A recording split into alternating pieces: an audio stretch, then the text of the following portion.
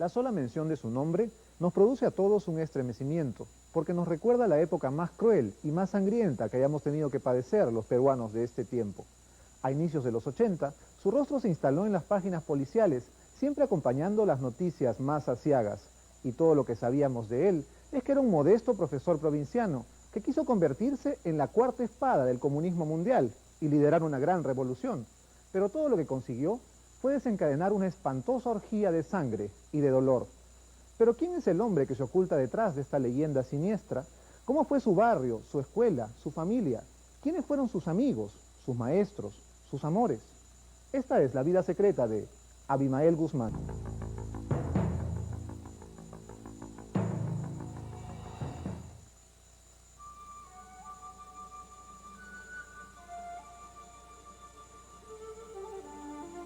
El 3 de diciembre de 1934, en una hacienda llamada El Arenal y ubicada cerca del puerto de Mollendo, nació Manuel Rubén Abimael Guzmán Reynoso. Su padre era Abimael Guzmán Silva, el encargado de pagarle los sueldos a los peones de la hacienda y un hombre dedicado en cuerpo y alma a enamorar a todas las chicas de la zona. Yo trabajaba con el papá. ¿Y qué labor hacía? ¿Qué labor hacía? Era contador de la hacienda Benito Núñez. ¿Cuándo es que ya él forma su familia? ¿Tiene conocimiento usted de eso? No, ya yo cuando lo conocí ya él tenía su familia, ya. Él tenía varios hijos. Por afuera, pues él está conversando Claro, de hijos por afuera. el Abimael no es hijo de matrimonio, es hijo de afuera. Tras un furtivo romance con una mujer llamada Berenice Reynoso, ella salió embarazada. Por eso, 9 meses más tarde, el pequeño Abimael fue inscrito en el Consejo Provincial de Islay por un amigo de ella. Fue después de varios días que don Guzmán Silva decidió cumplir como padre, acudir al municipio y declarar que ese niño era hijo suyo. Mi papá fue de profesión contador y se desempeñó como administrador de esta hacienda que se llama El Arenal. Él logra hacerla muy fructífera, muy productiva, a extremos que hace una pequeña industria o agroindustria, una pequeña industria porque se dedica no solamente a producir elementos de pan llevar, sino que también comienzan a transformar de la pepa, el algodón, aceites, hacen escobas del producto del maíz y así. Su madre murió cuando Abimael tenía solo 5 años. En total, don Guzmán Silva tuvo 7 hijos con 4 mujeres diferentes: Raúl, Filiberto, el propio Abimael y otros 4 más: Edgar, Elizabeth, Gladys y Arsenio, con doña Laura Jorquera, una ciudadana chilena que no tuvo más remedio que hacerse cargo de todos los hijos que su marido fue trayendo a lo largo de su vida. Él ha considerado como su madre, porque él se reintegra al seno de esta familia cuando él debe haber tenido más o menos unos 12 años de edad. Como quien dice, un niño, ya permaneció allá hasta los 27 años, o sea, si se quiere, ha vivido bajo el calor, el afecto constante, desinteresado de la señora Laura. Pienso que la personalidad de Abimael, en ciertos ángulos o sesgos, también tiene que ver la conducta, el comportamiento que le ha dado la señora Laura. Al mismo tiempo, el pequeño Abimael fue enviado a Lima, más exactamente a la casa de unos tíos. Tras cursar el primero de secundaria en el Colegio Nacional 2 de Mayo en el Callao, al año siguiente volvió a Arequipa. El papá lo trajo a Arequipa el año 49 porque tenemos entendido que él estudió en el Callao, en el Colegio 2 de Mayo, el año 48. Y el papá lo trajo a Arequipa para hacerlo ingresar al Colegio La Salle. Cuando yo me reintegro acá a la familia Guzmán Jorquera, inmediatamente comenzamos una relación muy fluida, muy fraterna, con todos los hermanos, particularmente con Abi, así le decíamos por cariño, por afecto, le decíamos Abi, no Abimael, sino Abi. La casa era tan grande que cada uno de los componentes de esta familia casi ocupaba un ambiente, incluidos las sirvientas. Pero yo elegí vivir justamente con Abimael. Entonces hemos compartido la misma habitación de la calle que estoy hablándole, 307 de ejercicios. Era mediados de siglo. Abi tenía 15 años de edad y estudiaba en el exclusivo, aristocrático y religioso colegio La Salle de los hermanos de las escuelas cristianas. En ese entonces, Abimael era un hombre muy introvertido, no todavía encajó con los nuevos compañeros de colegio, pero como fue pasando el tiempo, fue demostrando una gran sensibilidad de amistad. Y él fue amigo de todos los compañeros del colegio, un hombre muy sencillo, un hombre muy sincero, muy colaborador en lo que se refería a los cursos que a veces teníamos y que no teníamos buenas notas y íbamos donde él por un consejo o una pequeña enseñanza, y él siempre colaboró, jamás, al menos a mí jamás me dijo no, siempre me ha ayudado. Ahora, como amigo era excelente, cuando decía una cosa mantenía lo que decía. Él mostraba una madurez personal, psicológica, mucho más que otros compañeros. De manera que él es siempre muy serio, pero muy cordial, muy caballero, muy educado y muy intelectual siempre, ¿no? No tuvo enamorada, nunca iba a fiestas y jamás participó de las travesuras de sus compañeros. Fiestas nunca hemos asistido con Abimael, porque él era un poco retraído a ese tipo de cosas, ¿no? O sea, que yo le haya conocido alguna enamorada, nunca. En esos tiempos estábamos pues por los 15 años, 14, 15 años. Acostumbrábamos nosotros subirnos a los tranvías y para no pagar el pasaje nos subíamos por la puerta posterior y cuando venía el cobrador nos bajábamos. Y en ese plan llegábamos lo más rápido posible, sobre todo los martes, ¿no?, al cine, porque ese día se pagaba media entrada. No, yo debía pagar un cuarto, pero igual le pagábamos media entrada solo ese día. Abimael nunca hizo esas palomilladas. Esa relativa solemnidad y ponderación no impidió que el pequeño y talentoso Abi fuera rebautizado por sus compañeros de clase con cierto sentido del humor. Fidias, porque Fidias era un filósofo griego y estudioso griego, y por eso, de algún sitio, algún compañero recordó este nombre de Fidias y desde ahí se le dijo Fidias a Abimael, por su comportamiento, su forma de llevar el libro, su forma de caminar, su forma de exponer en sus clases, o sea, en sus lecciones. Porque un día él llegó al colegio bajo el brazo con un ejemplar de La Guerra y la Paz. Entonces le gustaba leer así literatura, las últimas obras, digamos, esa es muy antigua obviamente, pero las últimas obras de librería que salían al mercado, siempre él estaba leyendo, comentando sobre eso. Su paso por el colegio La Salle fue descollante, y aún ahora, a pesar del paso de los años, a Fidias se le recuerda como uno de los alumnos más aplicados del plantel. Sí, formaba parte del cuadro de honor de la promoción, que era de los 5 mejores alumnos. Nada hacía presagiar que aquel alumno estudioso, inteligente y cordial se embarcaría, algunos años más tarde, en la utopía de una revolución implacable.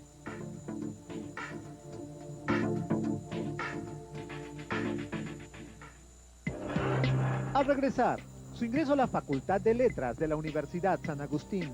Yo no había percibido en ningún momento que él, digamos, tuviera una inclinación política definida. Sus coqueteos con el Partido Comunista arequipeño. Fue una militancia relativamente temprana de haberse dado a fines de la década del 50. Y más adelante, sus innumerables ingresos a la cárcel por dirigir incendiarias marchas estudiantiles. Se hizo una selección de 600 personas y nos llevaron a la colonia penal del CEPA, en la celda. A comienzos de los 50, la Universidad Nacional San Agustín de Arequipa no solo era el principal centro de estudios del sur del país, era también un hervidero político de izquierda. Abimael tenía 19 años, Filosofía y Derecho en la Facultad de Letras y le resultaba imposible mantenerse alejado de esas sinuosas tendencias políticas y filosóficas de la posguerra. Él seguía Derecho y culmina su carrera con una tesis acerca de un análisis del Estado peruano a través de la historia de lo que es el Estado desde el año 1615, que aparece, si no me equivoco, en Inglaterra. Redactó dos tesis, la de Derecho y la de Filosofía, que fue la principal, sobre, me parece, la teoría del espacio en Kant. Él intentaba demostrar la insostenibilidad de la teoría kantiana del espacio. ¿En base a qué?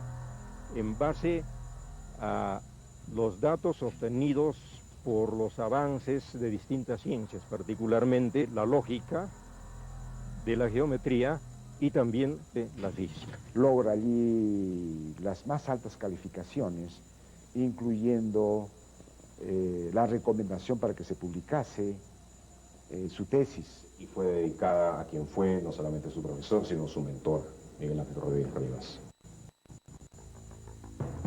La razón de esta fascinación por la filosofía estaba en la influencia que tuvo sobre él un catedrático llamado Miguel Ángel Rodríguez Rivas. Sus clases eran histriónicas, eruditas, y Abimael era su alumno estrella. Y en ese contexto él termina siendo una influencia muy importante en el desarrollo no solamente de Abimael Guzmán, sino el de toda una generación. Pero la influencia del profesor Rodríguez Rivas en favor de la filosofía no impidió que Abimael también fortaleciera sus convicciones marxistas. Todos sabemos que el año 53 murió Stalin, un gran marxista-leninista. Y fue una gran conmoción del mundo. Por entonces las personas nos íbamos formando, estudiábamos en textos de Stalin. Admiraba a Stalin. Reitero, un gran marxista-leninista. En esa conversación de 1992 con los detectives del GEIN, Guzmán también habló de las razones de su primer apelativo partidario, Álvaro. Todos sabemos que los militantes somos incorporados al partido y al ser uno adopta un nombre. Ahí adopté el nombre de Álvaro. Es una razón que le expliqué, por lo que me había enseñado de que el marxismo de hablar en español. Esa es la razón. Como he dicho, pues un nombre que fuera español y que no hubiera en otras lenguas. Bueno, sobre el nombre se crecen tantas imaginerías, tantas pérdidas de tiempo absurdas, que causa un poco de risa. Guzmán comienza desde muy joven a militar en el Partido Comunista. En el Partido Comunista prosoviético, ¿no? Tradicional. Sin embargo, vive en Arequipa, no está en la capital, en Lima. Entonces Guzmán comienza a coincidir con muchos sectores comunistas, marxistas, ¿no? En las críticas que tenían a la dirección del Partido Comunista. No olvidemos que Abimael experimenta, vivencia las azonadas que vive Arequipa en el año 1950. Recuerdo, por ejemplo, mucho que marcó mucho mi impresión fue el levantamiento de Arequipa en 1950. Un levantamiento popular contra Odría. Y es uno de los protagonistas, el alumnado del glorioso colegio de Independencia Americana. Yo no me encontraba acá. Él sí, inclusive de Arequipa, logra hacer correr al que fungía de ministro del Interior, de nombre Esparza Sañar.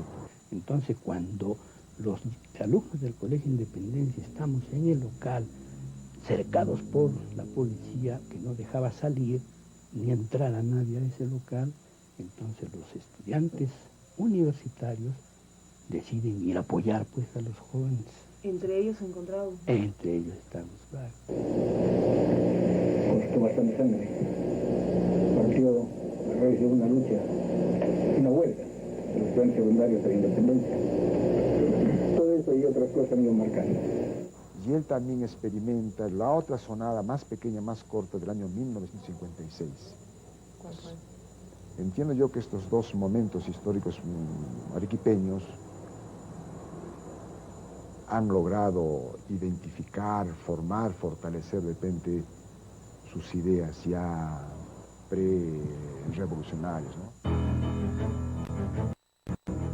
Para entonces, Abimael ya se había ganado el respeto de sus compañeros y catedráticos. No resulta sorprendente. Abimael era un estudiante muy destacado y un hombre brillante. Leía muchísimo, sobre todo a Dostoyevsky, Neruda y Vallejo. Le gustaba leer echado a la cama y escuchar música. Él era aficionado a la música clásica y me parece que el genio musical al que él admiraba mucho era Ludwig van Beethoven. Particularmente se emocionaba mucho cuando escuchaba la novena sinfonía. Abimael Guzmán era un hombre que le gustaba llevar una vida un poco en solitario, ¿ya? No era el tipo de persona que podíamos llamar muy sociable.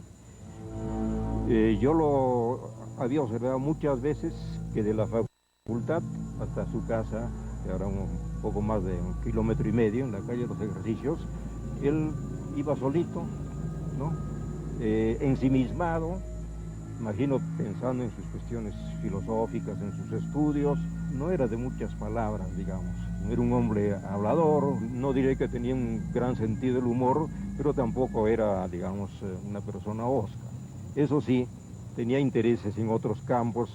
Yo he sabido, la música, el cine, eran cosas que le gustaba. Y también solía encontrarse en grupos que hacían tertulia en algunos cafés de la ciudad. Su carrera pedagógica también comenzó en Arequipa, en 1959, mientras Fidel Castro y el Che triunfaban en Cuba al frente de la revolución. Abimael comenzó a dictar algunos cursos y encabezó otros proyectos educativos. Ese cachuelo sería la clave de su futuro.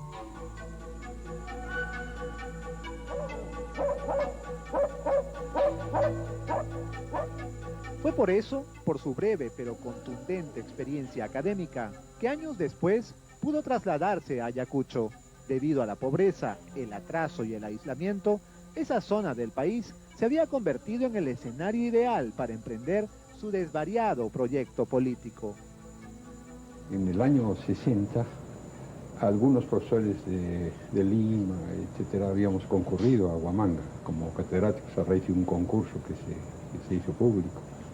Entonces, yo estuve un año allí y al volver a Arequipa me encontré con Abimael, que fue mi alumno en San Agustín. Entonces él conversábamos y me preguntaba qué tal era Huamanga, etcétera, ¿no? Y yo le hice conocer mi opinión en el sentido de que quien no sale de Lima o de Arequipa o de Trujillo no conoce el Perú. Que una de las maneras de conocer el Perú era conociendo la sierra. Era mi opinión. Y que él compartía esta idea y un tiempo después él estaba concursando también a la Universidad de Huamanga. Lo que el profesor Armando Barreda no podía saber es que esa decisión del flamante camarada Álvaro cambiaría definitivamente la historia del Perú contemporáneo. Guzmán ha liderado en Arequipa un proceso de reforma educativa, ¿no es cierto?, que al decir de los intelectuales de aquel entonces era positiva, era bueno. Y Guzmán es inspectorado de la universidad, lo echan. Y creo que le reducen de, no sé si de 20 o 40 horas a 6. Esto lo comenta un poco disgustado en la casa, se lo comenta a la señora Laura, y la señora Laura le dice de que para qué se preocupaba, que eso iba a ser pasajero, y que en la casa tenía todo y no tenía por qué preocuparse. Y él le contesta que era cuestión de honor. Y decide ir a Ayacucho contratado por el señor Morete Destes. En ese tiempo se ha reabierto la Universidad de Huamanga, el doctor Morote Betz. Consigue de todo el Perú a los jóvenes más brillantes. De acá de Arequipa se van como 6. Abimael Guzmán y otros jóvenes más, abogados.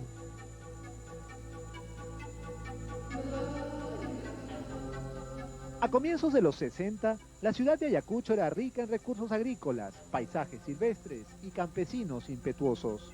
A la vez, era una de las zonas más devastadas por la miseria. Hasta allí llegó Abimael Guzmán, el nuevo profesor de filosofía de la Universidad de Huamanga.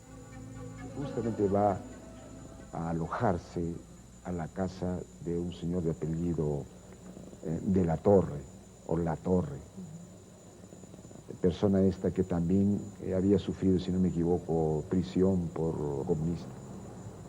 Allí justamente conoce también a la que después es su esposa, o sea, me refiero a Augusta La Torre Carrasco. Es cierto que lo que más excitó a ese Abimael recién llegado de Arequipa no solo fue la gran concentración política que había entonces en Huamanga. Esta joven mujer le impresionó mucho más todavía. Yo pienso que el doctor Guzmán la conoce a ella en la universidad, pero de repente mayor vinculación tienen cuando él es amigo, se hace amigo de los papás de Augusta, del señor La Torre. Y yo recuerdo que el doctor se pensionó en la casa de ellos, tomaba sus alimentos ahí. Y lógico, ya la amistad era más profunda, más estrecha. Pero Augusta no era solo una aplicada estudiante ayacuchana de educación. Era guapa, inteligente y tenía agudos pensamientos políticos e intransigentes ideales revolucionarios. El doctor le llevaría por lo menos mínimo con unos 18 años. Muy bonita, de ojos lindos, como toda chiquilla, un poco desalineada en su vestimenta, ¿no? A ella no le importaba ponerse cualquier color de falda y cualquier color de blusa, ¿no? No buscaba eso que le dé esto con el otro. Bastante descuidadita, pero como amiga muy buena. Más que nada abierta, sencilla, franca. En 1964, Abimael, o Álvaro, como ya se le conocía en el Partido Comunista, se casó con esa mujer que, con los años, asumiría la identidad de la camarada Nora, la legendaria número 2 de Sendero Luminoso, y quien tendría un trágico y oscuro final. Sí, ahí está bien.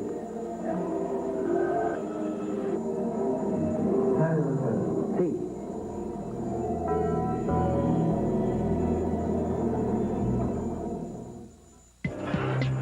Al regresar, sus primeras luchas sindicales en Huamanga. En el caso de Guzmán, él rindió un culto exagerado al problema de la violencia. Hizo de la violencia casi la razón de ser de su manera de pensar y entender la revolución. El surgimiento del llamado pensamiento Gonzalo. Ese pensamiento Gonzalo es la lectura marxista, leninista, maoísta, más Mariátegui, ¿no es cierto?, de la realidad nacional, realizada desde Ayacucho. Y más adelante, el inicio de la lucha armada en las alturas de Chuschi. El primer atentado pues se llevó a cabo acá en Chuschi, la quema de ánforas. Se llevó a cabo el 18 de mayo. Era mediados de los 60 y las diferencias ideológicas en la Universidad de Huamanga eran absolutamente irreconciliables entre dos bandos comunistas. Una era la camarilla prosoviética, que secundaba la teoría de una revolución pacifista, y la otra, la facción pro-Mao, que apuntalaba la necesidad de desplegar la lucha armada. En esta última, la más beligerante, y que estaba encabezada por Saturnino Paredes bajo el nombre de Partido Comunista del Perú, Bandera Roja, fue donde Abimael Guzmán se sentía como pez en el agua. Nosotros venimos de un tronco común, que es el partido fundado por Mariátegui en 1928. Este partido, por circunstancias excepcionales, sufrió una división en 1963. Y los comunistas peruanos se dividen entonces en dos partidos. Una corriente dirigida por Jorge El Prado. El Partido Comunista, digamos que seguía la línea ortodoxa soviética. Y la otra por Saturnino Paredes. Que asume las posiciones del partido chino, en ese momento asume el nombre de Partido Comunista del Perú. Y era imposible estar todos juntos en un partido. En el viejo partido que comandaba Desprado. Propuse, entre otras cosas, por ejemplo, que tenía que tomarse un acuerdo de crear la Fuerza Armada, desarrollarla como cuestión y tarea principal. Y otra, que la extranjería del partido era necesarísima.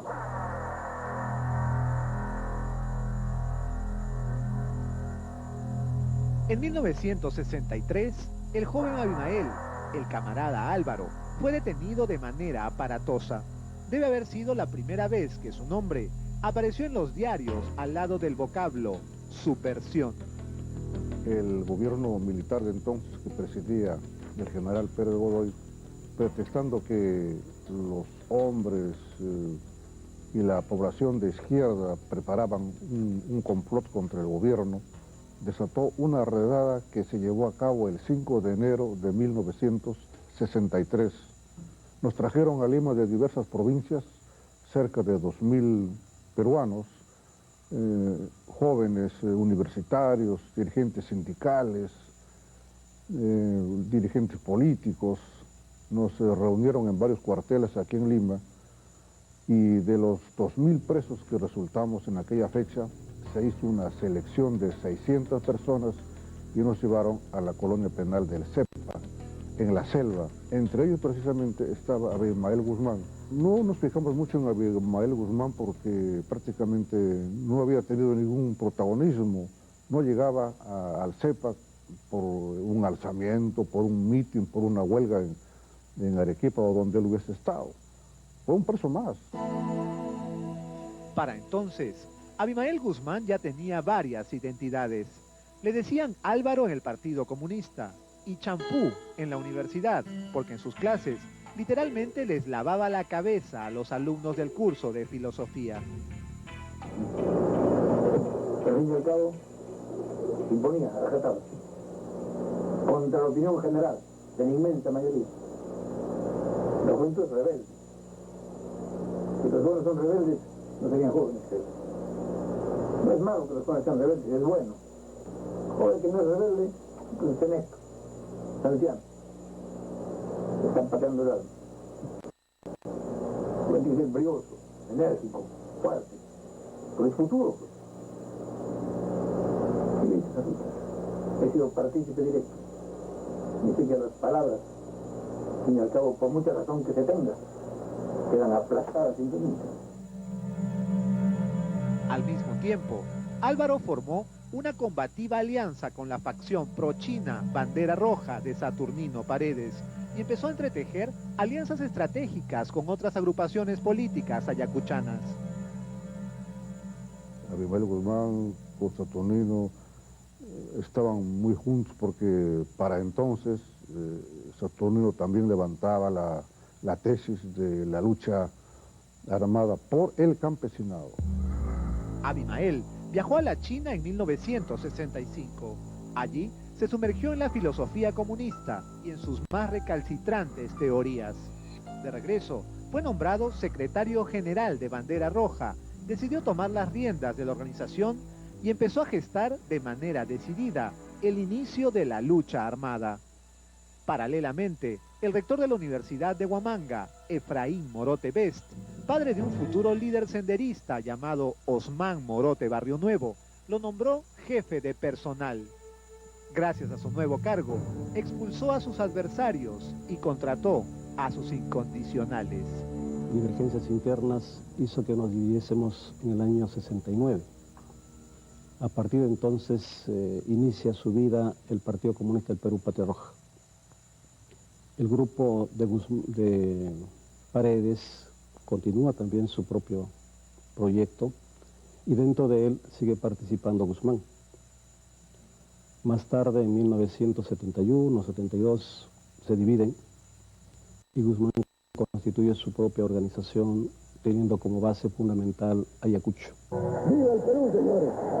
En 1969, un año después de que el general Juan Velasco Alvarado derrocara al presidente Fernando Belaúnde Terry y tomara el poder, el gobierno revolucionario de las Fuerzas Armadas sembró uno de los principales gérmenes para la creación de esa bomba de tiempo llamada Sendero Luminoso.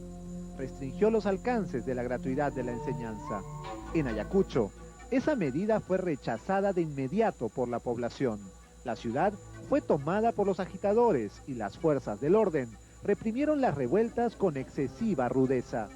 Hubo decenas de muertos, centenares de heridos y miles de detenidos. Guzmán fue uno de los activistas más entusiastas y también, por cierto, de los primeros en ser arrestados. Abimael había sido capturado a partir del 69 en 2 ocasiones, relacionadas entre sí, ambas a las protestas que hubo en Ayacucho, aquel paro grande, seguido de los desórdenes que hubo tanto en Ayacucho como en Huanta, con las muertes de estudiantes que se produjeron. En fin, él fue entonces capturado primero en 69 y luego en una segunda ocasión como consecuencia de la primera en 1970. Guzmán decía que la prisión era un accidente de trabajo. El camarada Álvaro tuvo varios percances de esa naturaleza, pero ninguno le dejó heridas de consideración. Todo lo contrario, incluso en alguno de ellos compartió la celda con un posterior candidato presidencial, Alfonso Barrantes Lingán, Frejolito. En algunos diarios de la época se consignan sus ingresos a la cárcel. Uno de ellos es del 23 de junio de 1969. Se mencionaba la violencia de los estudiantes de la Universidad San Cristóbal de Huamanga y además se decía que una de las mujeres arrestadas respondía al nombre de Augusta Latorre de Guzmán. Él y sus seguidores parece que creyeron equivocadamente de que la universidad podía ser una instancia desde donde preparar la revolución que querían hacer en el Perú. Y al pensar de esa manera, naturalmente estaban desnaturalizando totalmente el papel de la institución universitaria. Por todo esto, la principal preocupación de Abimael Guzmán era la política. Incluso a uno de sus mejores amigos le dijo más de una vez que lo único que le interesaba en la vida era producir una revolución en el Perú. Y sus más cercanos adeptos imaginaban que Guzmán hablaba en serio y que iba a intentar convertir su afiebrado sueño en realidad. Hay una segunda decisión, si recuerdo bien, en 67, de donde sale Patria Roja. Guzmán permanece con bandera roja, es decir, con el primer grupo, aunque ya es una minoría, y con Saturnino Paredes. Y cuando se separa de esta facción política, creyeron de que él se quedaba solo, porque Saturnino se queda con el partido. Y se cinde de él en 1970, que es cuando Sendero Luminoso se forma. Y él organiza Sendero Luminoso a partir de los que le siguieron a él, un grupo muy pequeño, muy reducido, y Sendero Luminoso comienza a crecer por obra y gracia de Abimael Guzmán. Sendero intenta llevar a cabo en el Perú una insurrección inspirada en el modelo maoísta.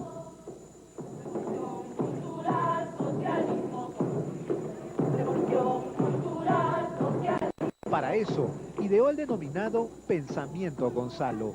Él creía ser la cuarta espada del comunismo y el único que podía llevar adelante la anhelada revolución mundial. Por eso, decidió renunciar para siempre al nombre de Álvaro y adoptar su nueva identidad, la del presidente Gonzalo. ¿Cuánto eran? Bueno, saberlo, en todo el Perú, llegamos a 50. ¿Y cuánto dedicabas total, cabalmente? Los dedos de la mano sobran. Así que así son los partidos que se fundan. Hicieron su evento y nos expulsaron cuando estábamos en los años presos. Con nombres, apellidos y el estrago incluso creo. Un buen estilo partidario, ¿no? Es un estilo, para estilo revisionista podrido. Este es quemaron su lápida. Esto es lo que pasó. Ahí es donde vengo Gonzalo.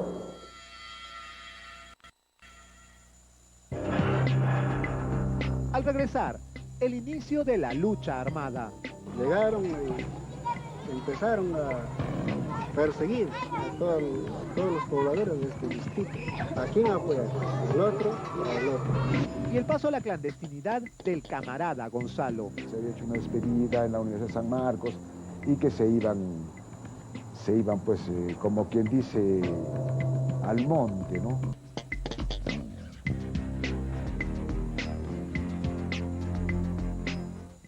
Abimael Guzmán es un hombre inteligente, es capaz, conoce la realidad de las grandes revoluciones, tanto la cubana como las revoluciones que se han dado en el mundo, hay muchos, la de Haití, la de Nicaragua, la revolución rusa, la revolución china, y él se autonombra el fundador y dueño de la Cuarta Espada. Yo soy la Cuarta Espada del movimiento revolucionario comunista del mundo. Cuando ya empieza a desarrollarse la mitología y entonces empiezan a surgir canciones y lemas y todo aquello, pues sí, se empieza a hablar de las tres espadas fundamentales del marxismo, Marx, Lenin, Mao, y la cuarta espada que empieza a ser Guzmán.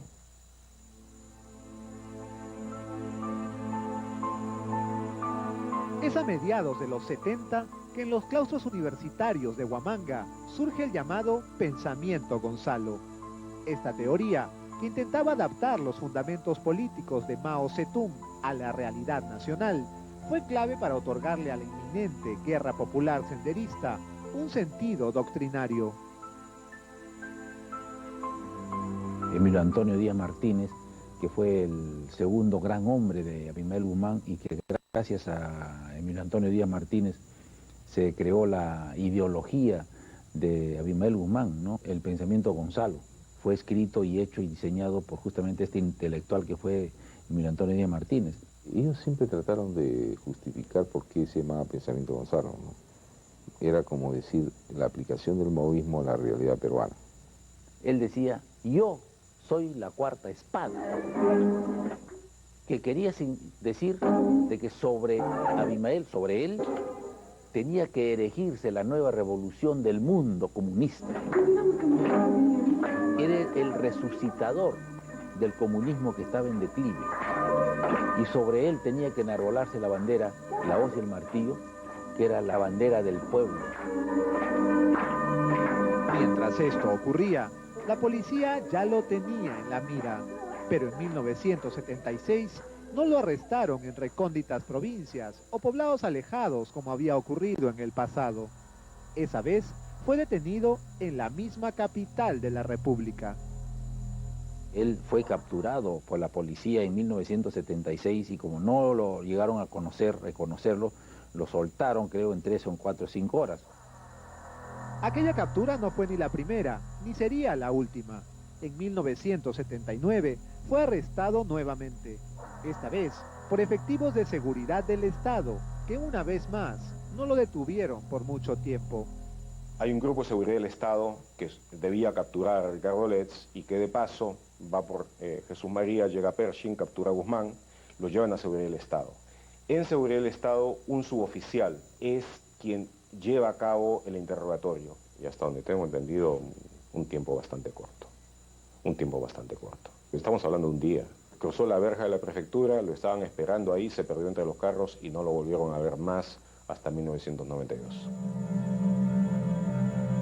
Según los expertos, si aquel día de 1979 la policía hubiese investigado más escrupulosamente al detenido Manuel Rubén Abimael Guzmán Reynoso, el inicio de la lucha armada hubiese sufrido un golpe de magnitudes incalculables. Sus antecedentes sediciosos y la innumerable cantidad de hechos de insurrección en los que estuvo involucrado en Ayacucho justificaban una minuciosa indagación personal, pero nadie se percató de la importancia de aquel siniestro personaje y del fatídico papel que jugaría en el futuro de los peruanos. Abimael Guzmán entra a la clandestinidad en 1979 y desde entonces desapareció de la escena y se convirtió casi en un mito, era inubicable, ¿no? Incluso se especulaba que había fallecido.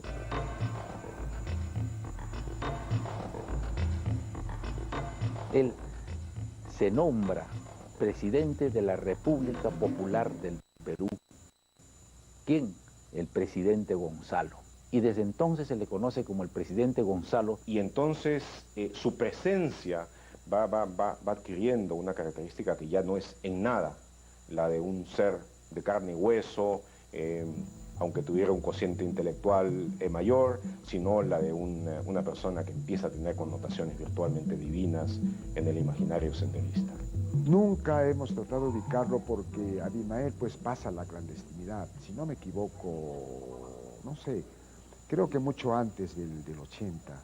Entonces nunca hubo contacto, tampoco intención de comunicarnos con él, porque yo entiendo que Abimael en todo momento se ha preocupado por mantenerse aislado de la familia, de repente para no complicarlos, vernos en problemas de repente. En las universidades limeñas se hablaba del surgimiento de la guerra popular. En algunos caminos de la sierra se veía constantemente a campesinos armados y la policía ya tenía informes de inteligencia que reportaban agitación y propaganda comunista en ciertos poblados.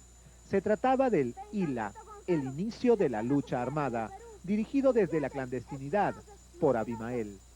El inicio de la lucha armada no se da el 18 de mayo, se da el 18 de abril, un mes antes, en donde realmente se gradúan en una graduación formal donde le entrega el diploma a los 18 militantes que inician la lucha armada. Entre ellos está Eleni Parraguirre, entre ellos está Morote, está Emilio Antonio Díaz Martínez, Mesich y Feliciano. Escuchaba, ¿no? La lucha armada, que vamos a hacer cambios, que la estructura del gobierno está mal, por lo tanto tenemos que luchar. De ahí empezó pues la violencia. Llegaron jóvenes ¿no? De otros lugares,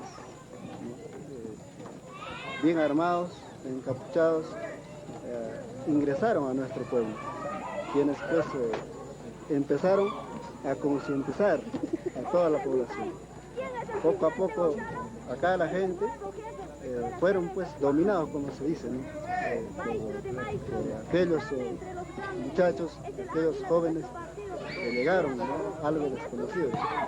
Entonces, de allí ya la gente, bien concientizados, ya empezaron a participar.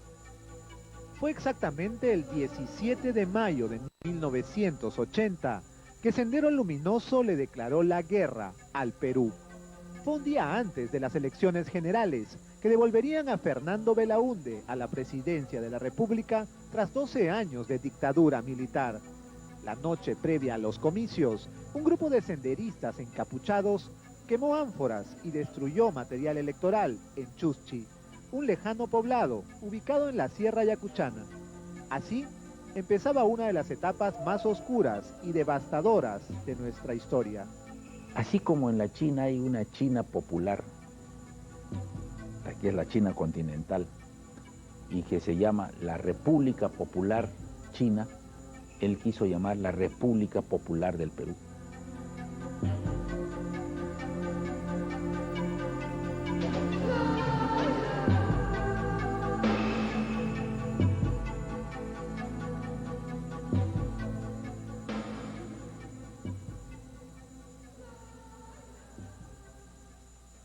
Esa profunda vocación intelectual que exhibió desde niño y que lo llevó a convertirse en un brillante académico y que además le permitió encontrar al amor, pudo haberlo elevado a la dimensión de los más grandes pensadores peruanos si no hubiera tomado la decisión de poner su innegable inteligencia al servicio del crimen y del terror. Más sorprendentes revelaciones de la biografía de Abimael Guzmán en la segunda parte de esta historia. Hasta la próxima edición de Vidas Secretas.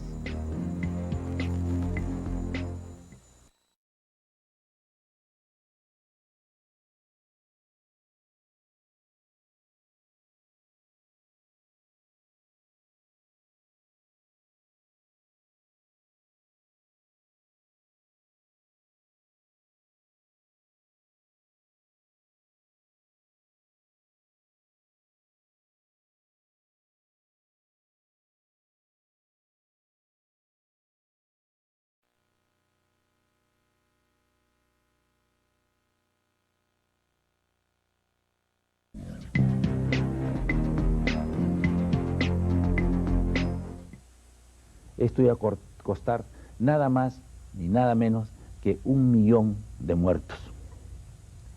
Se había muerto 25.000 peruanos, era el comienzo de la lucha armada, pero esto debería costar 1 millón de muertos.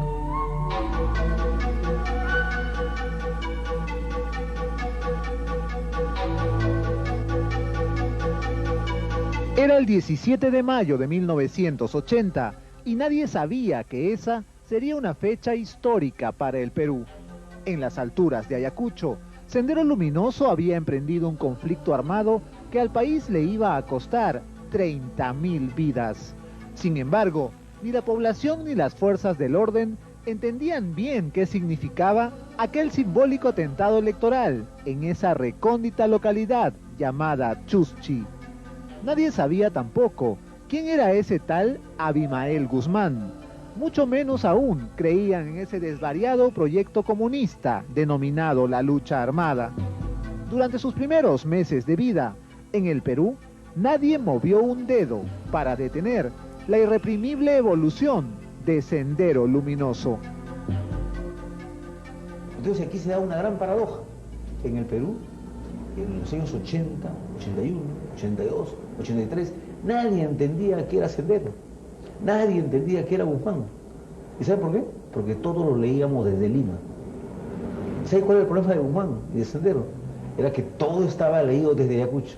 O sea, había una especie de desencuentro, de una especie de sintonías distintas. El 27 de diciembre de 1980, Sendero decidió despertar a los limeños con una imagen aterradora. Durante la madrugada, un pequeño grupo de senderistas colgó los cadáveres de media docena de perros en algunos postes de alumbrado público en el centro de la ciudad. Los transeúntes pensaban que se trataba de una broma de mal gusto. Cuando ves de repente en la avenida Tacna colgados unos perros que dicen Deng Xiaoping, hijo de perra, o cuando llegan a un pueblecito perdido en las alturas donde se llega después de 3 días a lomo de bestia y ven unas pintas tremendas que dicen vivan los 4 de Shanghái, entonces sencillamente no entienden y piensan de que hay un manicomio que ha escapado y que ha decidido tomar las armas. Para los agentes antisubversivos, los autores eran solo unos cuantos comunistas recalcitrantes que no representaban mayor peligro para esa democracia recién recuperada. Pues no había ningún manicomio. Había una insurrección que estaba cuidadosamente pensada, que tenía una estrategia, predicada esencialmente en lo político, muy dividida, muy segmentada, quizá con un exceso de organización, y que les permitió, en base a eso y en base a atacar puntos ciegos dentro de la percepción y las defensas del Estado de la sociedad, crecer en pocos años en forma espectacular. Tiempo después, el expresidente Fernando Belaúnde sacudió a los peruanos en un discurso oficial. No hay por qué alarmarse, compatriotas. Solo se trata de acciones aisladas de un minúsculo grupo de abigeos. Bueno, nosotros nos enteramos de que Abimael estaba en esto cuando en el gobierno de Belaúnde, 80-85, se hablaba de que un doctor Abimael Guzmán, que enseñaba en la Universidad de Huamanga, había manejado un grupo de muchachos, de alumnos, pero había mucha duda en todo esto, no se sabía si era terrorismo, si era abigeos, como se decía en aquel entonces en el gobierno de Belaúnde, pero para nosotros fue una gran sorpresa. Indiferencia, ignorancia o simple indolencia ante lo desconocido. Lo cierto es que Abimael Guzmán, la llamada cuarta espada de la revolución mundial después de Marx, Lenin y Mao, ya estaba en la clandestinidad, a la batuta del Comité Central Senderista, dirigiendo las acciones de su letal organización subversiva. En esta Caretas me entero yo de que Abimael había irrumpido, si no me equivoco, por Chuschi, y había tenido una intervención haciendo una quemazón más que todo simbólica y premonitoria de lo que iba a ocurrir después, ¿no? Sin embargo, la incredulidad de los peruanos en torno a la viabilidad de ese proyecto político radical disminuía conforme pasaban los días.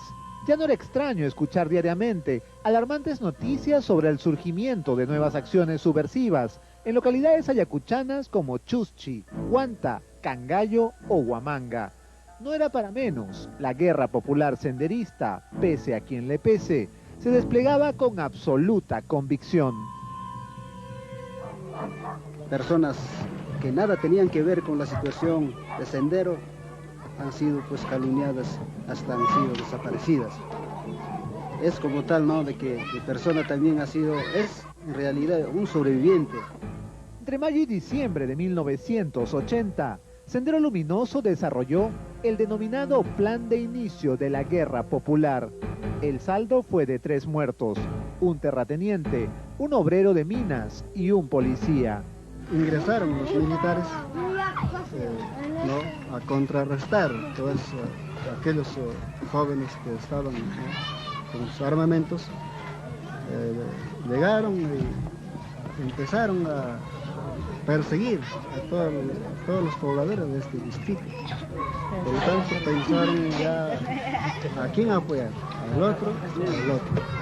Entonces, ya la gente empezaron a dormir en las cuevas, afuera de las casas, totalmente la población estaba ya atareada, entonces aterrada prácticamente. Entonces, estaba despoblado prácticamente.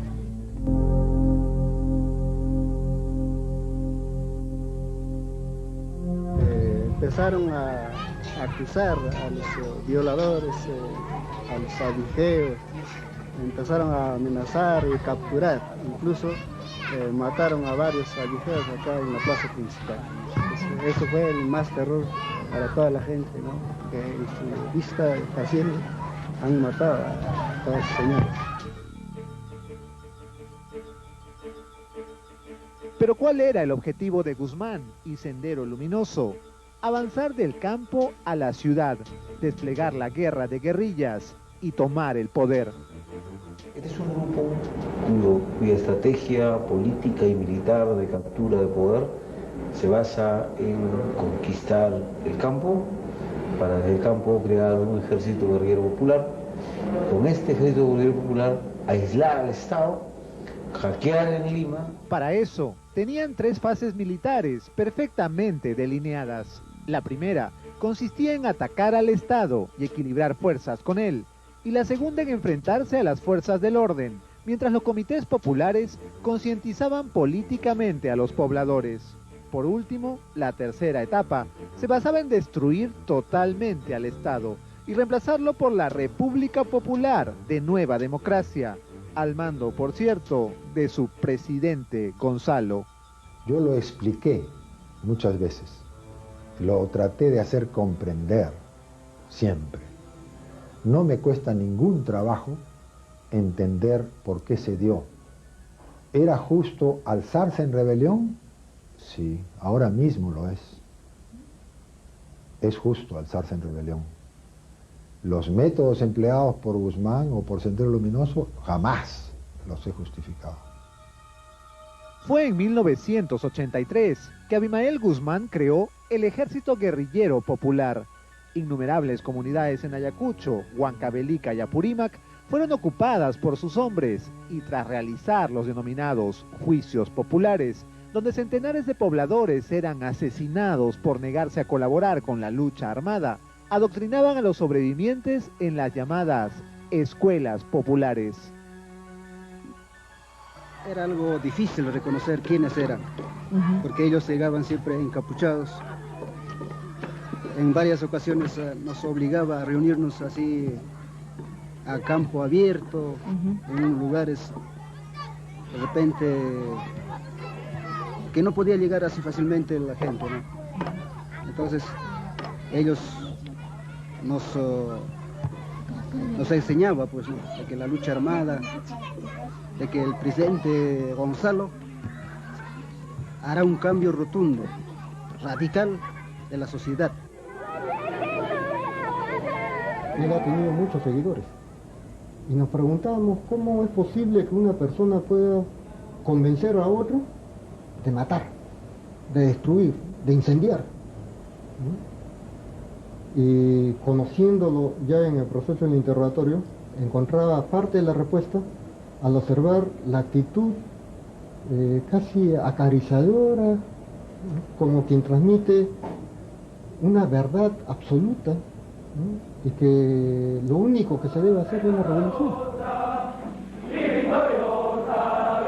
Nos decían, vamos a trabajar así unidamente, vamos a hacer reunión, vamos a trabajar así para nuestro pueblo, ya no vamos a estar pisoteados por los grandes, así dijo. A partir de entonces, las acciones senderistas adquirieron otro matiz. Para el presidente Gonzalo, ya no era suficiente inofensivas pintas senderistas o perros colgados en los postes de alumbrado.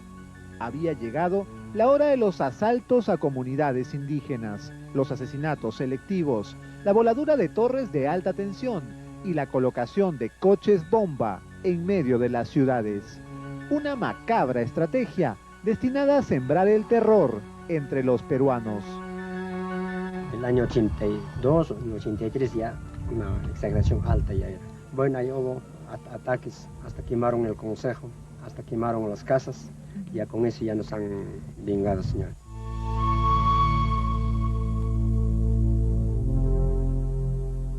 Muchas personas han secuestrado por culpa de esos terrorismos.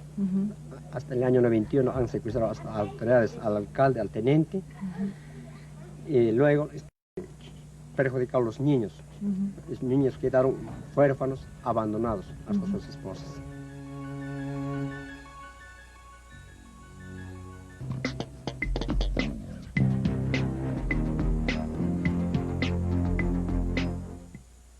Bueno, la relación surge, no sé si antes, mientras vivía con la camarada Nora, o a consecuencia de su muerte, porque los grandes líderes nunca pueden estar sin una mujer. Movimiento femenino, femenino, movimiento femenino popular. Presidente Gonzalo es el guía, con que pueblos del mundo triunfarán, luminosos senderos. En el maoísmo mismo le dan mucho valor al rol de la mujer, ¿no? Igual sucedía en Sendero, ¿no?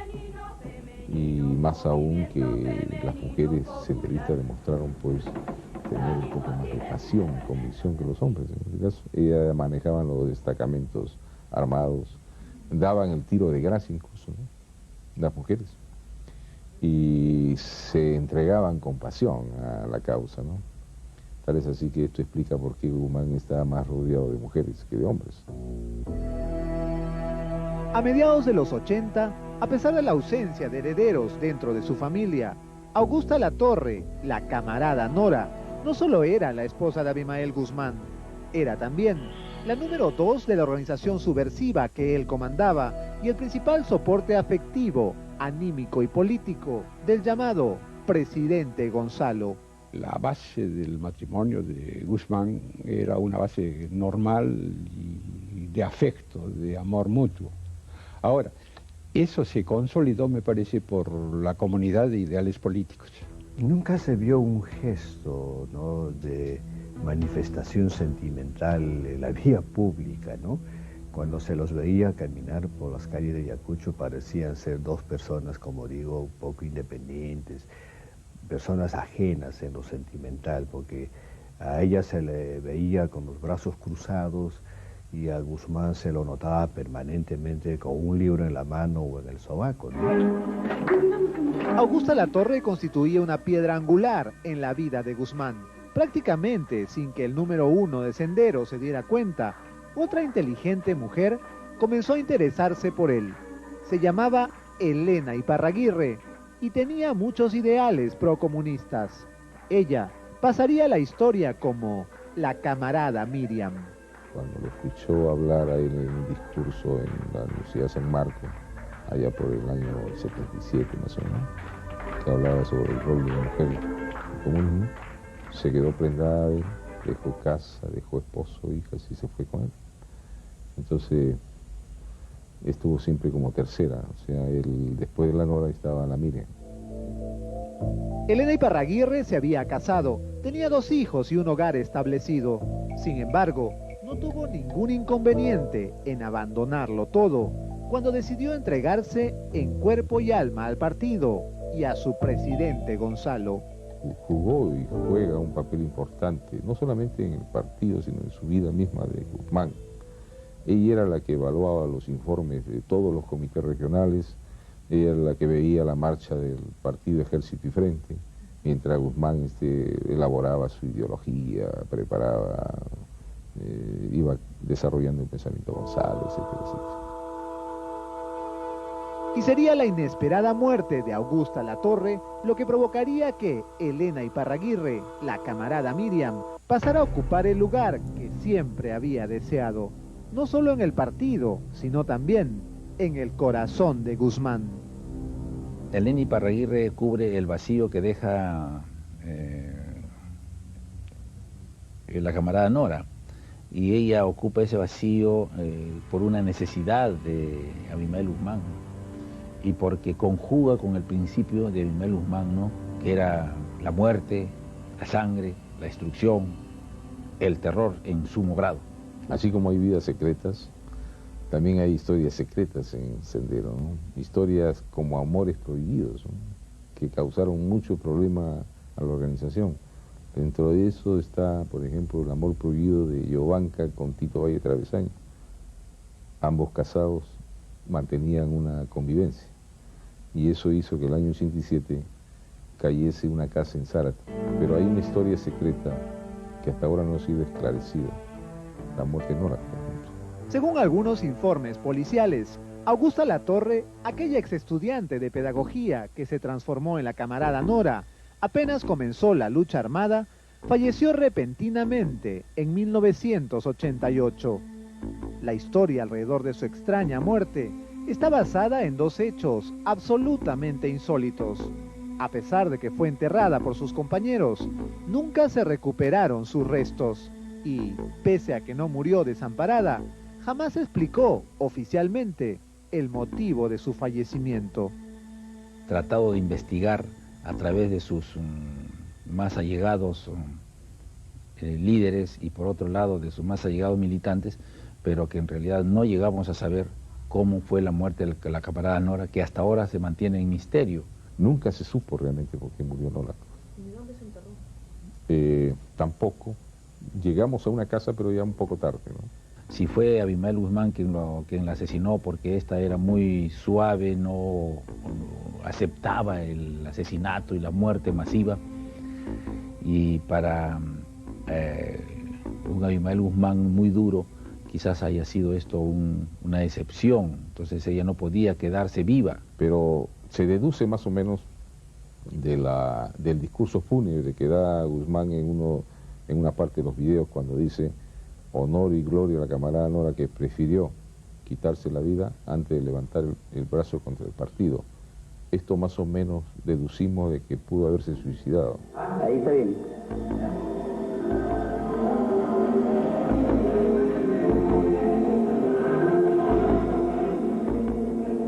A pesar del tiempo transcurrido, la muerte de la mítica camarada Nora aún sigue envuelta en el más absoluto misterio. Mientras tanto, la guerra popular continuaba desplegándose con suma ferocidad en el denominado Comité Regional Principal, en los departamentos de Apurímac, Huancavelica y Ayacucho. Ayacucho al menos había vivido 10 años sumamente intranquilos, ¿no? Por un lado era los grupos subversivos, por otro era las fuerzas policiales y militares, que en mi caso periodista, a mí me acosaban por ambos lados. La satanización llegó a tal extremo que bastaba con que uno tenga el sello de ser docente de la universidad o ser estudiante o trabajador de la universidad para que lo liguen con Sendero. Y entonces éramos perseguidos. El periodista allí era la persona peligrosa para ambos lados. Por un lado decía que tenía 1000 ojos y 1000 oídos. Entonces te señalaban y te decían soplón. A mí me calificaron soplón. Hace unos 4 meses atrás, por ejemplo, se ha hecho precisamente con la Comisión de la Verdad y se ha determinado que existen más de 80 estudiantes desaparecidos y muertos, solo durante el proceso de violencia sociopolítica. Al regresar, los serios problemas de salud del presidente Gonzalo. Aimel Guzmán no podía permanecer mucho tiempo en Ayacucho, puesto que él estaba afectado por una enfermedad que se llama policitemia, que es la producción excesiva de glóbulos rojos, el espesamiento de la sangre. Los hallazgos que fortalecían la teoría de que Abimael Guzmán estaba con vida. Encontramos el video donde Abimael Guzmán baila sorbe el griego y 78 cassettes de audio. Comprendimos de que Abimael Guzmán estaba vivo. Y más adelante, todos los detalles de la Operación Victoria. Tuve que tomar una decisión en ese momento y bueno, dije, carajo, ahora es.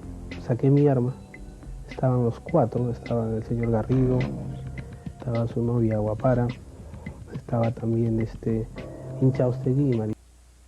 Yo creo que más ha hecho la oposición en vincularla a mí para hacerme daño. Era 1988 y el gobierno del presidente Alan García era el principal blanco político de la subversión. Eran los días de siderales tasas de inflación, de innumerables asesinatos de miembros de fuerzas del orden y de esos repentinos apagones que dejaban a oscuras a millones de peruanos. En medio de eso, y cuando el mito del presidente Gonzalo se había extendido tanto que ya nadie sabía si en realidad estaba vivo, apareció una entrevista a Abimael Guzmán en el vocero senderista El Diario, una publicación financiada por el aparato de propaganda de la organización, que llegó a vender 25.000 ejemplares cada día. Abimael Guzmán entra a la clandestinidad en 1979 y desde entonces desapareció de la escena y se convirtió casi en un mito, era inubicable, ¿no? Incluso se especulaba que había fallecido. En esa entrevista con Luis Arce Borja, director del Diario, Guzmán hablaba, entre muchos otros temas, de aquellos prisioneros de guerra que seguían ganando batallas más allá de la tumba. Gloria al día de la heroicidad, decía en relación al 19 de junio, fecha imperecedera para Sendero, después de la toma de los penales en 1986. Con esas declaraciones, Gonzalo demostraba que estaba vivo, por lo menos políticamente. Fue entonces que se tomó la decisión de crear un aparato policial de inteligencia destinado a capturar al cerebro del enemigo. Su nombre, el Grupo Especial de Inteligencia de la DINCOTE, el GEIN. El GEIN eran 82 hombres, y tanto el que realiza un análisis en el escritorio, como el hombre que vigila en la calle, como el hombre que realiza una captura, forma parte de un engranaje global, ¿no? Y es todo el equipo. En muy poco tiempo, aquel pequeño grupo de hombres destinados a encontrar al cachetón, que es como Abimael Guzmán fue rebautizado por los agentes de la policía, obtuvo resultados prometedores. Fue en enero de 1991 que el GEIN allanó un par de viviendas en Lima. El operativo fue clave para el futuro de Gonzalo y Sendero Luminoso. Cuando incursionamos a la casa de la avenida Buenavista, a 4 cuadras del Pentagonito, donde encontramos efectivamente la documentación inmensa, vale decir, fue el centro mismo de Sendero Luminoso. Fue el comité central a donde nosotros llegamos. Pero no se trataba solo de valiosos documentos que revelaban la estructura de la organización, las identidades de la mayoría de sus miembros y los planes operativos de sus futuras acciones subversivas. Allí también se encontró un video casero que registraba una verdadera jarana senderista y pasaría a la historia gracias a su peculiar banda sonora y a los insospechados protagonistas de la danza. Ahí aparecía todo el comité central de Sendero Luminoso con Abimael a la cabeza bailando sobre el griego. Cuando uno ve el video sobre el griego, todos están uniformados, con un uniforme azul, que era el uniforme que usaba la Juventud Comunista en la época de Mao Zedong. Que quizás ese haya sido el mayor incentivo que tuvimos los policías contraterroristas porque demostraba que no era un mito, era una persona que estaba viva, ya que se le había dado por muerto se rumoreaba que estaba muerto desde el año 84. Sin embargo, eso demostraba que al año 89 estaba totalmente activo. Si nosotros hubiéramos llegado 6 días antes, lo hubiéramos capturado a Abimael Guzmán ahí, porque nuestra estrategia de captura de Abimael Guzmán ya había iniciado. Pero si bien es cierto, perdimos a Guzmán en ese entonces, pero quedó su imagen, ¿no? Porque llegamos a los videos. Es que la difusión de esas imágenes dejó un saldo sorprendente. Aquella danza de película griega asesinó a ese mito inalcanzable llamado Gonzalo y convirtió a Abimael Guzmán en un personaje de carne y hueso, es decir, en un individuo que, como cualquier otro ser humano, debía tener un lado vulnerable.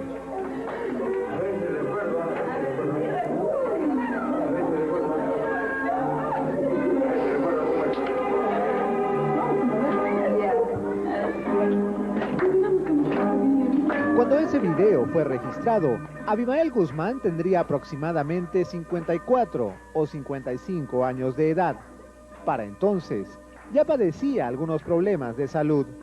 Gracias a algunos restos encontrados en las viviendas allanadas por el GEIN, los agentes pudieron descubrir algo más acerca de las debilidades del número 1 de Sendero. Cuando nosotros descubrimos a Abimael Guzmán en su casa de Buenavista, encontramos a un Abimael Guzmán con pastillas antioxidantes, estas pastillas que son muy generosas para la vitalidad humana, internacional, no eran nacionales. Todititas las pastillas eran nacionales, vitamina A, vitamina D,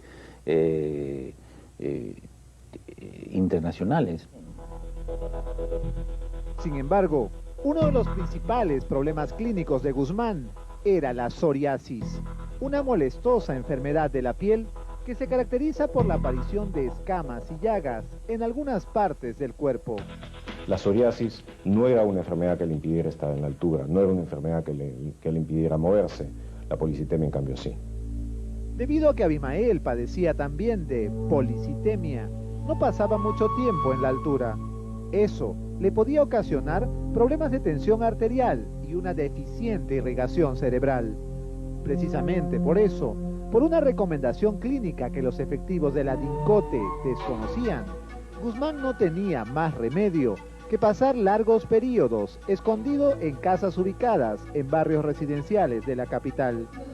Lo que el presidente Gonzalo y su buró político ignoraban es que esa circunstancia también provocaría el desmoronamiento del Comité Central Senderista. La fase final del denominado Plan Victoria comenzó gracias a la detención de Luis Arana Franco, alias Sotil, ex responsable de la Academia Preuniversitaria César Vallejo y jefe de economía de Sendero, quien sin siquiera sospecharlo, llevó a las agentes tras los pasos de dos personajes ciertamente importantes para su organización, Carlos Inchaustegui y Maritza Garrido Leca. Ambos, el ingeniero y la bailarina de danza moderna, eran a mediados de 1992 los guardianes de Abimael Guzmán en una casa en Surquillo. Llegar a esa casa fue todo un proceso de investigación, ¿no? Que incluso hay de por medio una playa de estacionamiento, ¿no? Donde el Arana Franco nos dice que estuvo un 4 de abril en una casa. Uno de los guachimanes nos dicen que vivía el ingeniero Carlos, identificamos que era Carlos Inchaustegui y que ese ingeniero lo había visto también saliendo de una panadería por Surquillo. Llegamos a la panadería, esperamos y efectivamente filmamos la salida, la compra de panes que hacía este sujeto y que entraba a una casa en los sauces. O sea, es todo una trama de investigación, una novela prácticamente, ¿no? Para llegar a los sauces. Cuando llegamos a los sauces pusimos una vigilancia fija. Ya instalados frente a la casa, los agentes del GEIN iniciaron sus pesquisas desplegando todas las técnicas de investigación que habían desarrollado en casi 3 años de labor a puerta cerrada. Una de ellas, por ejemplo, fue camuflar un elemento de la DINCOTE en un camión que recogía la basura. Cuando eran papeles importantes, tampoco lo arrojaban en la basura, ella caminaba y buscaba un momento adecuado y lo arrojaba, ¿no? Entonces en una de esas ella sale a caminar y nuestra gente la vigila, la sigue y detectan que ella bota un pedazo de papel, ¿no? Lo bota y ese papel lo recoge la gente nuestra, ¿no? Y ahí decía, recuerdo bien, había un 3 romano SP, que era la tercera sección plenaria del CC, o sea, Comité Central. Entonces ese papel fue clave para nosotros, ¿no? Solamente podía llevarse a cabo un evento o una reunión de ese nivel con presencia de Guzmán, y después habían unas sombras que aparecían en la ventana, también el cabello, los cigarrillos de la basura.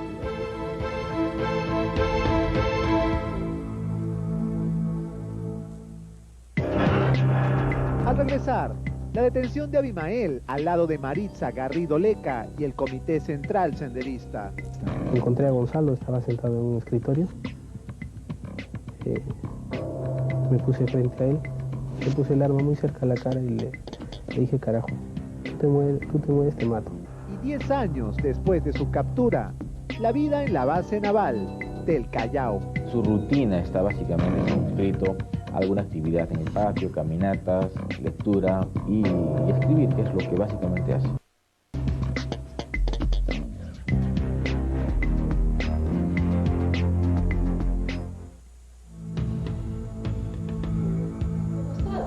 Se va a ir arriba y arriba y arriba, ¿ya? A la diagonal alta, a la diagonal alta. Los cabellos que ellos arrojaban también se analizaron, eran los mismos tipos de cabellos, claro que habían otros cabellos diferentes. Nosotros detectamos que habían cabellos de hombre, uno, y los otros eran de 3 o 4 mujeres. Una noche uno de los chicos observó que a través de las cortinas del segundo piso, ¿no es cierto?, se movía como un cuerpo, ¿no es cierto?, que no respondía a las características de Carlos Inchaustegui, ¿no? Tenía más volumen, un poco más de talla. Era suficiente. El momento clave ya había llegado. Era la noche del 12 de septiembre de 1992 y los efectivos del GEIN estaban convencidos de que en esa casa de 2 pisos estaba Abimael Guzmán, junto con varios miembros de la cúpula senderista. No era necesario esperar más. La orden la tomábamos prácticamente 3, ¿no? Éramos como una tríada siempre, ¿no? En este caso el general Marco Miyashiro, entonces coronel, yo y el coronel Valencia, éramos prácticamente los 3 en comando. Sin embargo, también hubo una pareja de policías que resultó clave para concretar la operación. Eran Ardilla y Gaviota, 2 oficiales de la DINCOTE que jugaron un papel decisivo en la fase final del plan y que, a raíz de ese trabajo, se convirtieron tiempo después en marido y mujer. Y recuerdo que había una bodega muy cercana a la casa donde estaba Guzmán. Había una pareja de policías hombres y la cubierta era que tenían que estar bebiendo cerveza, pero el problema era que ahí no daban cerveza, ni menos para beber en la puerta de la tienda. O sea, en base a esto enviaron a la pareja Ardilla y Gaviota, que éramos en este caso mi esposa y yo. Era más fácil justificar la presencia de una pareja en el lugar que de 2 hombres, ¿no? Hacía solo un par de horas, 2 personas muy cercanas a Maritza Garrido Leca, su tío, el músico Celso Garrido Leca, y la bailarina Patricia Guapara, habían acudido a la casa para visitarla. Apenas los vieron llegar, los oficiales llegaron a una conclusión. El momento de tomar la vivienda había llegado. La orden era que una vez que salgan, recién se intervenga, para evitar justamente la fuerza o cualquier violencia, ¿no? Sería más o menos a las 8:30 de la noche. Y repentinamente Se abrió la puerta, porque se siente la chapa, ¿no? Saqué mi arma, estaban los 4, estaba el señor Garrido, estaba su novia Guapara, estaba también Inchaustegui y Marisa Garrido. Entonces yo inicialmente hice lo que tenía indicado, me paré en el umbral de la puerta con el arma arriba y los 4 obviamente se sorprendieron. Mientras tanto, los efectivos encargados de la vigilancia, que estaban apostados en la casa de enfrente, empezaron a salir para ayudar a sus compañeros.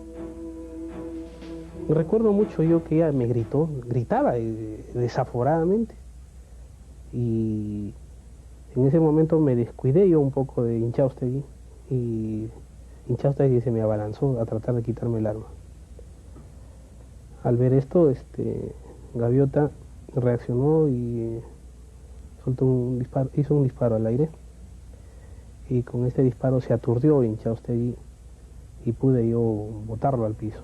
En ese momento, los agentes presumían que Abimael Guzmán, el objetivo principal de la Operación Victoria, estaba en el segundo piso de la casa, al lado de Elena Iparraguirre, la camarada Miriam. Subí las escaleras. Al llegar al segundo piso, sentí que alguien estaba a mi costado. Veo que una de las mujeres, no sabría decirle yo con precisión quién era, la camarada Meche, trata de cerrarme la puerta. Coincidimos en golpear la puerta, o no sé qué sucedió. Me cojo de la baranda, me lanzo contra la mampara. La puerta se reclinó contra la pared. Y toda esta puerta corrediza, improvisada o agregada que le habían hecho, cae. Y el compañero que se tropezó o se cayó con eso. Mi gente pasa por encima mío, hacia el extremo izquierdo. Atiné a ver hacia dónde se dirigía esta mujer por una especie de pasaje y se metió en una habitación que estaba al lado izquierdo. Ubican a María Pantoja, y la gente que ingresa a la mano derecha encuentra a Abimael Guzmán acompañada de la camarada Miriam. Encontré a Gonzalo, estaba sentado en un escritorio. Me puse frente a él, le puse el arma muy cerca a la cara y le dije: carajo, tú te mueves, te mato. Entonces él se paró sorprendido, bastante sorprendido diría yo. Y para mí era indudable que era Gonzalo, obviamente. Pese a esto, lo que más recuerda el capitán Ardilla de aquella noche fue la sorpresiva reacción de Abimael Guzmán. Se paró asustado. Me dijo: tranquilo muchacho, está bien, me dice. Ya perdí, pero tranquilízate por favor. Y se volvió a sentar. En ese momento sentí que las otras mujeres también trataban de quitarme el arma. Se abalanzaron sobre mí. Claro, me jalaban de los cabellos. Miriam me decía: perro, miserable, maldito, vas a morir, estás haciendo un gran daño a la revolución, y otras cosas, unas cosas tan desaforadas que yo estaba más concentrado en tener la mano firme contra Guzmán. Ahí es donde me dirijo y se produce esas discusiones, ¿no? Ese no saber ante quién se encontraba. Comandante, ¿usted lo va a cuidar? ¿quiere la penitencia del jefe? Sí. ¿Yo también que sí? Sí, muy bien. Su nombre, por favor. Comandante Miyashiro. Comandante Milla. Miyashiro. Miyashiro. Acá no hemos venido más que a trabajar. Al saber que somos policías se calma, al saber que somos de la DIRCOTE, ya sabía que iba a ser sometido a un proceso judicial normal. Desde esa noche, la historia de Sendero Luminoso y del Perú no volvería a ser la misma. Abimael Guzmán, el mitológico líder de aquella organización subversiva que alguna vez fue catalogada como la más letal del mundo, había sido capturado.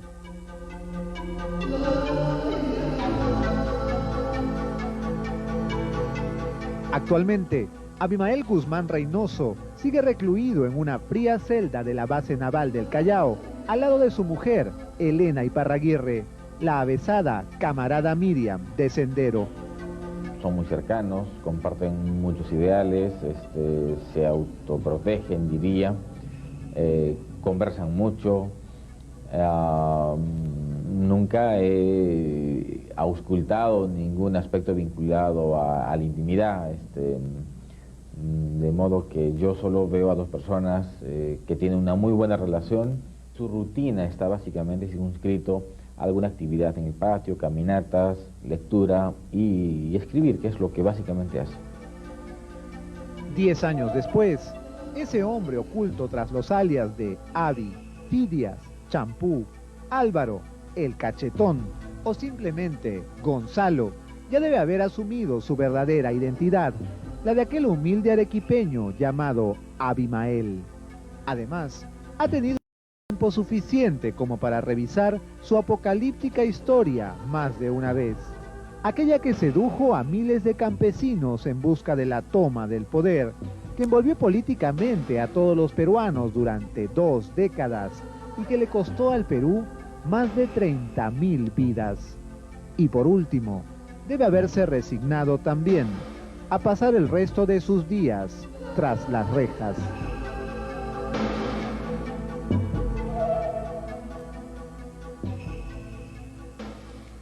Mientras en algunas ciudades remotas de Europa y los Estados Unidos todavía hay grupúsculos de desorientados que salen a las calles a pedir clemencia para el cabecilla de Sendero Luminoso, los peruanos, que hemos sobrevivido a aquella nefasta época de coches bomba, apagones, toques de queda, asesinatos selectivos y masacres indiscriminadas, tenemos hoy la relativa tranquilidad que nos brinda la certeza de que Abimael Guzmán Reynoso permanecerá en esa fría celda de la base naval del Callao por el resto de sus días. Hasta la próxima edición de Vidas Secretas.